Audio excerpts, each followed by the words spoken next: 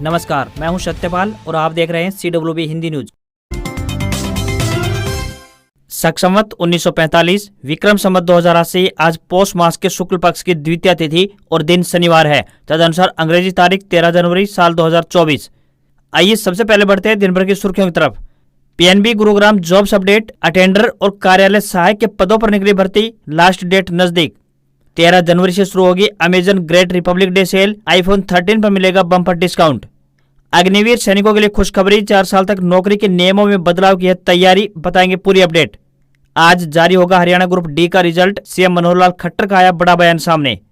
Hisar agriculture university और पंजाब के एक संस्थान ने मिलकर इजाद किया काला गेहूं, इन बीमारियों में साबित होगा रामबाण। हरियाणा में अवैध कॉलोनी वालों को बड़ा झटका, रजिस्ट्री पर सरकार ने लिया ये फैसला। हरियाणा में कॉन्ट्रैक्ट कर्मियों के लिए अच्छी खबर, पक्का करने को लेकर हाईकोर्ट ने सरकार को दिया ये आदेश, बताएंगे पूरी अपडेट। दक्षिण हरियाणा के महेंद्रगढ़ जिले के नारोल पहुंचे जसपा के राष्ट्रीय अध्यक्ष अजय चौटाला बोले, लोकसभा और विधानसभा चुनाव हो सकते हैं एक साथ, JJP दोनों के लिए है तैयार। PM नरेंद्र मोदी ने देश के सबसे लंबे सी ब्रिज का उद्घाटन किया। 21.8 किलोमीटर लंबा ब्रिज मुंबई नवी मुंबई को जोड़ेगा। 2 घंटे का सफर 20 मिनट में होगा पूरा। और राजस्थान समेत 4 राज्यों में कोल्ड वेव का अलर्ट, सीकर में 0 डिग्री पारा लुढ़का। उत्तराखंड हिमाचल प्रदेश में बर्फबारी संभव, कोहरे के चलते दिल्ली में 39 ट्रेनें हुई लेट। और अब खबरें विस्तार से। हरियाणा के सभी जिले लगातार कड़ाके की ठंड झेल रहे हैं। बुधवार रात को रेवाड़ी में तापमान 1 डिग्री सेल्सियस दर्ज किया गया, जो 6 साल में सबसे कम रहा। इससे पहले साल 2018 में किसी शहर का न्यूनतम तापमान 2 डिग्री सेल्सियस दर्ज किया गया था। दिन के साथ साथ रात के तापमान में भी गिरावट देखने को मिल रही है। धूप निकलने की वजह से लोगों को फिलहाल ठंड से राहत जरूर मिली है, मगर रात में ही तापमान सबसे कम दर्ज किया जा रहा है। महेंद्रगढ़ के नारोल में पारा 1.2 डिग्री पर रहा। रेवाड़ी, महेंद्रगढ़, भिवानी और हिसार के बालसमंद में पाला पड़ रहा है। वहीं 13 जनवरी यानी आज से कोहरा काफी हद तक साफ हो जाएगा। इसके बाद कोल्ड डे की संभावना भी कम हो जाएगी। 16 जनवरी से एक पश्चिमी विक्षोभ सक्रिय होने जा रहा है, हालांकि यह भी कमजोर साबित होगा। इससे राज्य पर ज्यादा असर दिखाई नहीं देगा। शीतलहर में जानवरों को सांस लेने में परेशानी होने लगती है, खांसी और निमोनिया भी हो सकता है। इसलिए पशुओं को उचित आहार, गुड़ एवं खनिज मिश्रण अवश्य देना चाहिए। जानवरों को तभी बाहर निकालें जब धूप हो। जानवरों को कंबल ओढ़ाकर ही रखें। बैंक में नौकरी करने की इच्छा रखने वालों के लिए एक बड़ी अपडेट आ रही है। आपको बता दें कि पंजाब नेशनल बैंक गुरुग्राम की तरफ से कार्यालय सहायक व अटेंडर के पदों पर भर्ती के लिए आवेदन आमंत्रित किए गए हैं। इच्छुक उम्मीदवार रजिस्टर्ड डाक के माध्यम से या फिर स्वयं जाकर अपने आवेदन जमा करवा सकते हैं। आवेदन करने की अंतिम तिथि 25 जनवरी 2024 है। कार्यालय सहायक के पदों के लिए उम्मीदवार BA या BCom होनी चाहिए तथा उन्हें टाइपिंग व कंप्यूटर का ज्ञान होना चाहिए। वहीं अटेंडर के पदों के लिए उम्मीदवार 10वीं पास होनी चाहिए। किसी भी वर्ग के उम्मीदवारों को कोई भी आवेदन शुल्क नहीं देना होगा। न्यूनतम आयु 22 वर्ष और अधिकतम आयु 40 वर्ष निर्धारित की गई है। इन पदों के लिए आपको ऑफलाइन आवेदन भेजने होंगे। जैसा कि आप सभी जानते हैं, हरियाणा के विभिन्न बोर्ड, निगमों और विभागों में ग्रुप डी के लगभग 14,000 पदों पर भर्तियां की जानी है। फिलहाल सभी उम्मीदवारों को रिजल्ट का इंतजार है। इसी बीच एक बड़ी अपडेट सामने आ रही है। हरियाणा के मुख्यमंत्री मनोहर लाल खट्टर ने ग्रुप डी रिजल्ट के बारे में एक बड़ा बयान दिया है। मुख्यमंत्री के बयान के अनुसार ग्रुप डी परीक्षा का रिजल्ट आज यानी शनिवार को जारी हो सकता है, यानी कि सभी उम्मीदवार अपना स्कोर कार्ड देख पाएंगे। मुख्यमंत्री ने कहा है कि सभी भर्ती आने वाले 2 महीनों में पूरी हो जाएंगी। ऐसे में सभी उम्मीदवारों के मन में एक आशा की नई किरण जगी है। जानकारी देते हुए मुख्यमंत्री ने बताया कि इस परीक्षा में 2 लाख से ज्यादा अभ्यर्थी पास हुए हैं। इस परीक्षा के लिए लगभग 13 लाख रजिस्ट्रेशन हुए थे। मुख्यमंत्री का दावा है कि आने वाले 15 दिनों में ग्रुप डी के 13,000 पदों पर बिना इंटरव्यू के युवाओं को रोजगार दे दिया जाएगा। CM की तरफ से ये भी कहा गया है कि लोकसभा चुनाव की आचार संहिता लगने से पहले ग्रुप C और ग्रुप डी की 60,000 नौकरियां दे दी जाएंगी।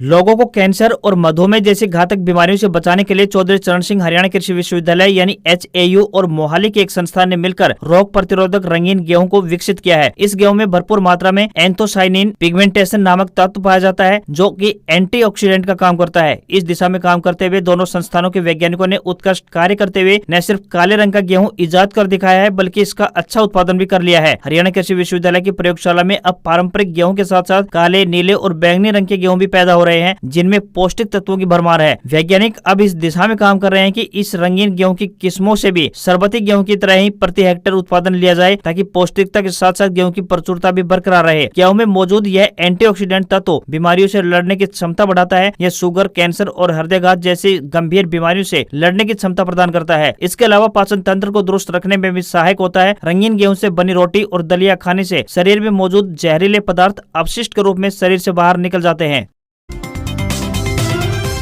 हरियाणा में अवैध कॉलोनी बसाने वालों को एक बड़ा झटका लगा है। अब अवैध कॉलोनियों में नहीं होंगी रजिस्ट्रियां। हरियाणा सरकार ने भू माफियाओं पर लगाम लगाने के लिए यह फैसला लिया है। मुख्यमंत्री मनोहर लाल ने ग्रीवेंस कमेटी की बैठक के बाद पत्रकारों से बातचीत में यह जानकारी दी है। साथ ही मुख्यमंत्री मनोहर लाल खट्टर ने कहा कि हरियाणा से 1 लाख कुशल कारीगरों को विदेश में नौकरी के लिए भेजा जाएगा। इसके लिए विदेश जाने वाले कारीगरों से आवेदन मांगे जा रहे हैं। उन्होंने कहा है कि 10,000 कारीगरों को इजरायल भेजा जाएगा। मुख्यमंत्री ने कहा कि भारत के कुशल कारीगरों की विदेशों में काफी मांग है।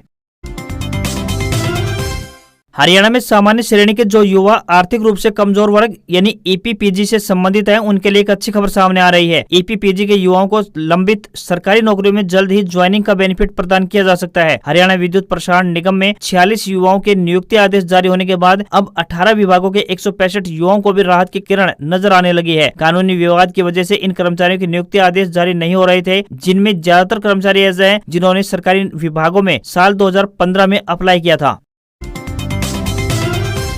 फरवरी महीने में साल 2024 का बजट पेश किया जाएगा। इस दौरान वित्त मंत्री निर्मला सीतारमण की तरफ से आम लोगों को कई बड़े तोहफे दिए जा सकते हैं। खबरें सामने आ रही हैं कि अब की बार नए बजट में सरकार की तरफ से किसानों के लिए बड़ा ऐलान किया जा सकता है। जानकारी देते हुए बताया गया है कि किसान सम्मान निधि योजना के तहत मौजूदा समय में किसानों को साल में 6,000 रूपए की धनराशि दी जा रही है। अब सरकार इसको बढ़ाकर 12,000 रूपए कर सकती है। वायरल हो रही खबरों के अनुसार माने तो सरकार की तरफ से पीएम किसान सम्मान निधि योजना की राशि को बढ़ाकर 8,000 से 9,000 रूपए तक भी किया जा सकता है। महिला किसानों के लिए भी सरकार की तरफ से अतिरिक्त लाभ को लेकर बड़ा ऐलान किया जा सकता है। हालांकि आधिकारिक रूप से इस बारे में कुछ भी नहीं कहा जा सकता है। आज तक किसानों के खाते में 15 किस्तों के पैसे ट्रांसफर किए जा चुके हैं। अब किसान 16वीं किस्त का इंतजार कर रहे हैं। अगर इस संबंध में कोई भी आधिकारिक अपडेट सामने आती है तो हम आपको इस बारे में जरूर अवगत करवाएंगे।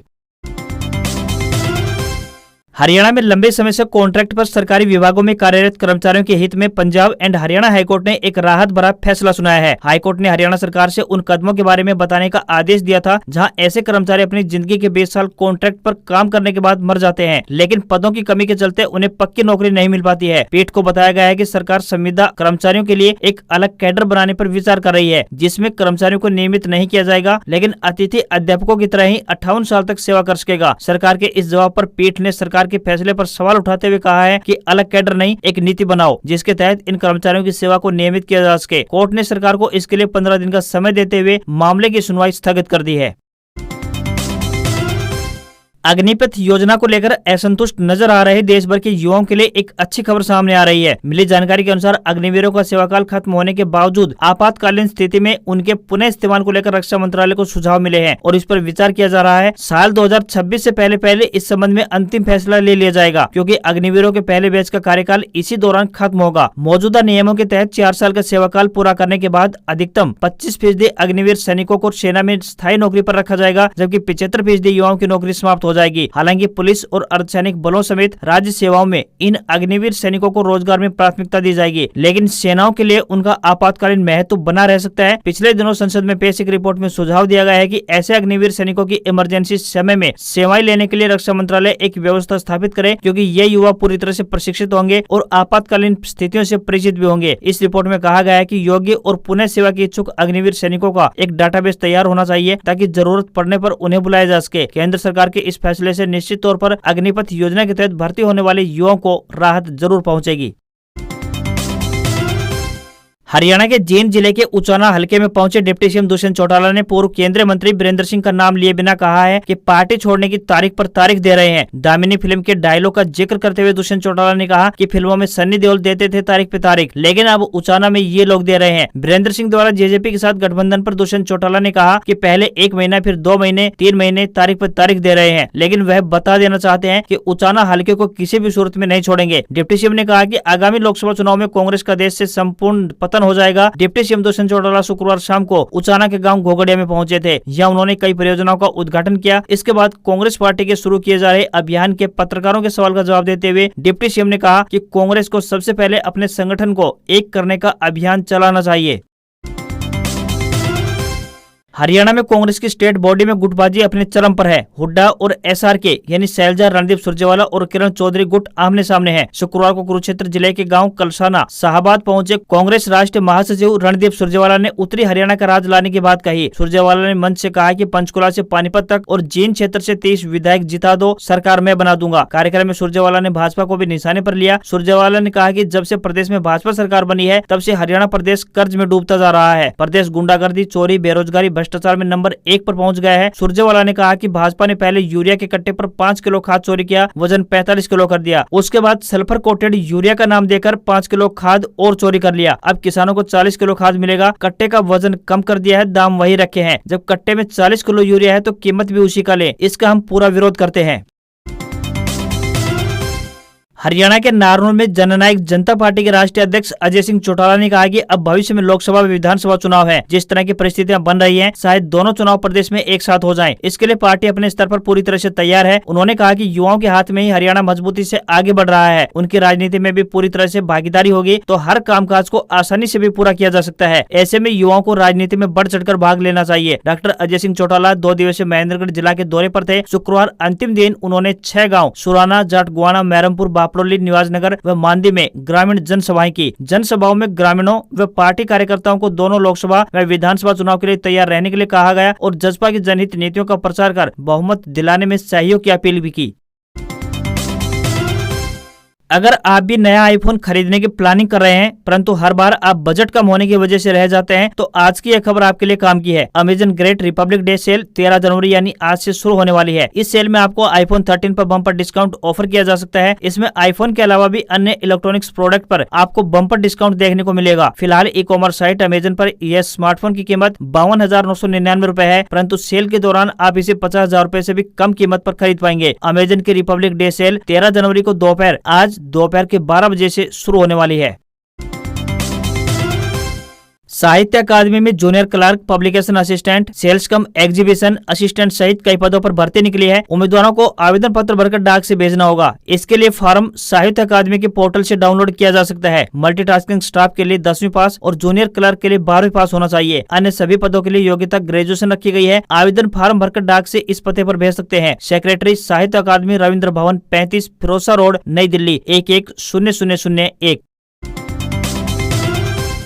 उत्तर भारत के राज्यों में ठंड का असर बरकरार है। पंजाब, हरियाणा, दिल्ली और राजस्थान में कोल्ड वेव का अलर्ट जारी किया गया है। वहीं जम्मू कश्मीर, लद्दाख, उत्तराखंड और हिमाचल प्रदेश में आज बर्फबारी की संभावना जताई गई है। राजस्थान के सीकर में तापमान 0 डिग्री सेल्सियस के करीब बना हुआ है। कोहरे का असर ट्रेनों और फ्लाइट पर भी देखने को पड़ा है। दिल्ली में 0 विजिबिलिटी के चलते 39 ट्रेनें अपने निर्धारित समय पर स्टेशन नहीं पहुँच सकी। राजस्थान से आने वाली ट्रेनें 6 घंटे तक लेट चल रही है। वहीं अमृतसर में 5 फ्लाइट भी अपने निर्धारित समय पर उड़ान नहीं भर पाई। दक्षिण के राज्यों में आज कोहरे या कोल्ड वेव का कोई अलर्ट जारी नहीं किया गया है। वहीं तमिलनाडु और पुडुचेरी में बारिश की संभावना जरूर जताई गई है। आईएमडी के मुताबिक जम्मू कश्मीर, लद्दाख, उत्तराखंड और हिमाचल प्रदेश में 16 जनवरी तक बर्फबारी के आसार जताए गए हैं। राजस्थान में कल यानी 14 जनवरी तक कोल्ड वेव की स्थिति बनी रहेगी। वहीं पंजाब, हरियाणा और दिल्ली में आज यानी 13 जनवरी को कोल्ड वेव का अलर्ट जारी किया गया है। इसके अलावा देश के 15 राज्यों में कोहरे की स्थिति 13 जनवरी यानी आज देखने को मिलेगी। इसमें पंजाब, हरियाणा, उत्तर प्रदेश, असम, मेघालय, मिजोरम, त्रिपुरा, जम्मू संभाग, हिमाचल प्रदेश, उत्तराखंड, उत्तरी मध्य प्रदेश, ओडिशा, बिहार, पश्चिम बंगाल और सिक्किम शामिल है। आज खबरों में इतना ही। देखते रहिए आपका अपना हरियाणा का सबसे बेहतरीन news channel CWB Hindi news. नमस्कार। इसी आशा के साथ